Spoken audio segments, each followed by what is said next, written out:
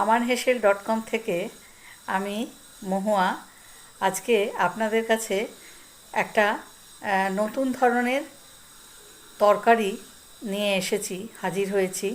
কিন্তু রান্নাটা আমি করব না, কে করবে আর কিসের তরকারি সেটা আপনাদের একটু পরেই আপনারা দেখতে পাবেন। তরকারিটা রান্না হবে কুমড়ো দিয়ে।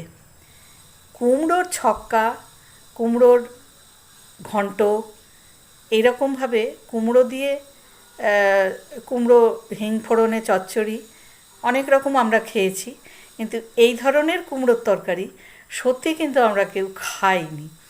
তো আমারও ইচ্ছা আছে একবার ঠিক এই রকমভাবে বানিয়ে নিয়ে দেখা। তো রান্নাটা করেছে আমার মেয়ে। তো চলুন আমরা দেখে নিই ও ঠিক কীভাবে রান্নাটা করেছে। চলুন যাই। পেঁয়াজ কলি আর রসুন ছাড়িয়ে নিয়েছি, দুটো লঙ্কা ফোড়নে দেব। পেঁয়াজ কলির মজা হলো পেঁয়াজটা ফ্রিতে পাওয়া যায়।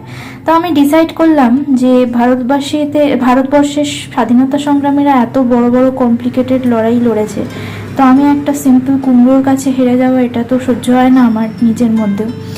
আমি মেনে নিতে পারলাম না, তাই আমি কুমড়োর এই তরকারিটা রান্না করব। প্রথমে একটু বড়ি ভাজবো। কড়াইতে তেল গরম করতে দিয়েছি, সর্ষের তেল।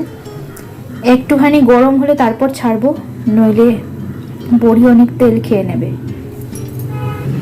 একটু নুন ছড়িয়ে নিয়েছি।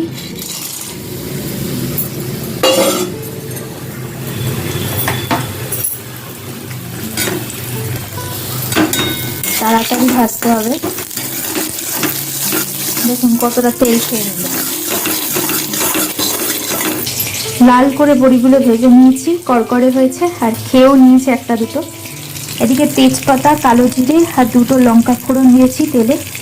আর এই যে এটা দেখছেন, এটা হিং, অল্প করে একটু হিং দেবো। আমি হিং খুব পছন্দ করি না, তবু দিয়ে দেখছি গন্ধের জন্য।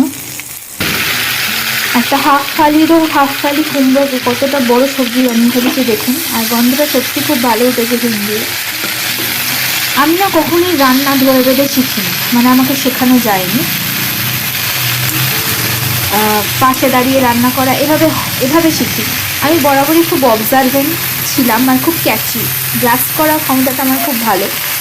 তাই প্রথমবার কোনো জিনিস নিয়ে বসে কাটাকুটি করে রান্না করতে শুরু করলেও সেটা আমি নিজের মতোই করে ফেলতাম।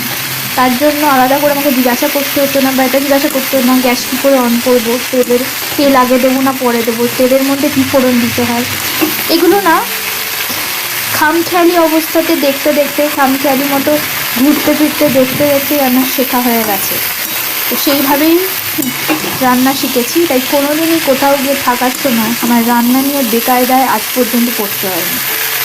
এটাকে হতে দিয়ে একটুখানি ভাজা, নুন আর একটু হলুদ দিয়ে দিয়েছি। এরপরে আস্তে আস্তে কিছু মশলা অ্যাড করবো, আর একদম শেষে বড়িটা, নইলে ভেঙে যাবে।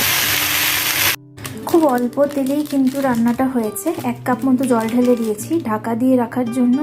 ভাজার সময় সেদ্ধটা তাড়াতাড়ি হয়েছে। আমি অল্প একটুখানি সাম্বার মশলা দেবো, যেটা আমি খুব বেশি একটা ইউজ করি না, কিন্তু এটাতে আমি একটু সাম্বার মশলা দিয়ে দেখবো কেমন হয় টেস্টটা। কোনো ঝামেলা নেই, তবে মনে হয় না খারাপ হবে। একটু টক টকও লাগে, একটু ঝাল ঝালও থাকে। আর একটুখানি লঙ্কা গুঁড়ো দেবো। এই যে এতটা তরকারির জন্য এতটুকু ঠিক আছে। আর গুড় দেবো মিষ্টত্বর জন্য। বড়িটা একদম শেষে দেবো। গন্ধটা কিন্তু ভালো উঠেছে, জানি না, এক্সপেরিমেন্ট করে বোধহয় ভালোই হলো। বড়িটা একদম শেষে দেব। এটা একটু গা মাখা তরকারির মতো হবে। কোনো রকম বাটনা, পেস্ট বা এই জাতীয় কিছু আমি ইউজ করিনি, সব গোটা গোটা। এই তরকারিটা না পরোটা দিয়ে খেতে খুব ভালো লাগবে। আমার দাদু ভাইয়ের বানানো, মানে আমার মায়ের বাবা, যে এখন আর নেই, আমার খুব কাছের একজন ছিল, তার বানানো একটা পার্টিকুলার আলু আর গাজরের তরকারির কথা মনে পড়ে গেল, যেটা অনেকবার মা বানানোর চেষ্টা করেছে, বা যাই হোক পরে আমিও করেছি। সেই যে স্বাদ সেটা আসেনি। আর আমি যতবার দাদু বাড়িতে যেতাম বারবার ওটার জন্যই বসে থাকতাম যে পরোটা আর ওই তরকারিটা করেছে কিনা। গিয়ে দেখতাম একটা চেয়ারে লুঙ্গি পরে বসে পরোটা রেডি করছে, পরোটার মাখা বেলা সব কিছু। ওই দিনগুলো খুব মিস করি আসলে, কারণ প্রায় বলতে গেলে অনেকগুলো বছরই পাইনি, এবং আজ হয়তো প্রতিষ্ঠিত অবস্থায় অনেক কিছু শেয়ার করতে পারতাম, খাওয়া দাওয়া, নিজের রোজকার রুটিন সব কিছুই। যাই হোক, এটাই জীবন, এভাবেই চলে। তো এটা প্রায় হয়েই যাচ্ছে আমার মনে হয়। কুমড়োগুলো খুবই নরম ভালো, তো আরেকটুক্ষণ পর আমি বন্ধ করে দেবো বড়ি দিয়ে। আমার রান্না রেডি, বড়িগুলো ঢেলে দিচ্ছি, শুকিয়ে গেছে। ঠিক আছে, খুব একটা ঘাটানাড়া করবো না, শুধু একটু ওলট পালট করে দেবো যাতে রসটা ঢুকে যায় ভেতরে বড়ি।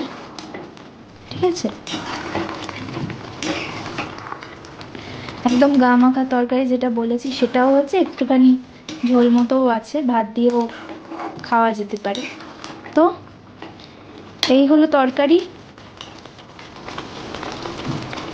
আশা করি আপনাদের ভালো লেগেছে। গ্যাসটা অফ করে দিলাম। তো আজকে আমার হেসেল.com থেকে মধু, এইটুকুতেই বিদায় নিলাম। আবার চলে আসবো কোনো একটা রান্না নিয়ে। রোজকার রান্নার মধ্যেও একটা ব্যাপার আছে, একটা স্পেশাল ব্যাপার থাকে। সবসময় যে একটা স্পেশাল চাইনিজ লুক দিতে হবে তার কোনো মানে নেই।